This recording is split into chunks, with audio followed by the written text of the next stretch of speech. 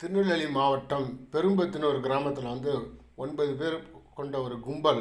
ஆனால் போதையை போட்டாலும் என்ன கருமத்தை போட்டானோ தெரில. ஒரு நேற்று நைட்டு நினைக்கிறேன். ஆமாம், நேற்று நைட்டு டீ கடை என்னென்னா போயிட்டு கத்தி எடுத்து கண்டபடி வீசியிருக்காங்க. அதில் 5 பேர் படுகாயம் அடைஞ்சிருக்காங்க. 2 பேர் மரணம். அதில் ஒருத்தவன் வட இந்தியா போல இருக்கு. பிழைக்க வந்தவன் என்னடா பண்ணானு?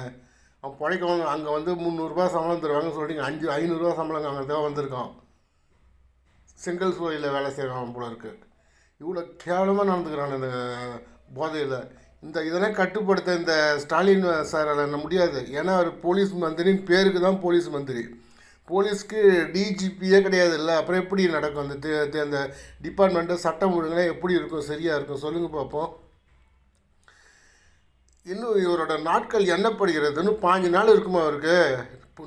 தேர்தல் நோட்டிஃபிகேஷன் வர வரைக்கும் தான் இவர் முதல்வர் பதவி எல்லாமே. அதுக்கப்புறம் பொம்மை முதல்வர், அசல் முதல்வர். இப்பயும் பொம்மை முதல்வர் தான்.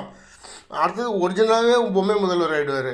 அதுக்கப்புறம் பவர்லாம் இவருக்கு எல்லாமே கிடையாது. தேர்தல் கமிஷன்கிட்ட போயிடும். அதுக்கப்புறமா ஏதாவது உருப்படியாக இருக்கான்னு பார்க்கலாம்.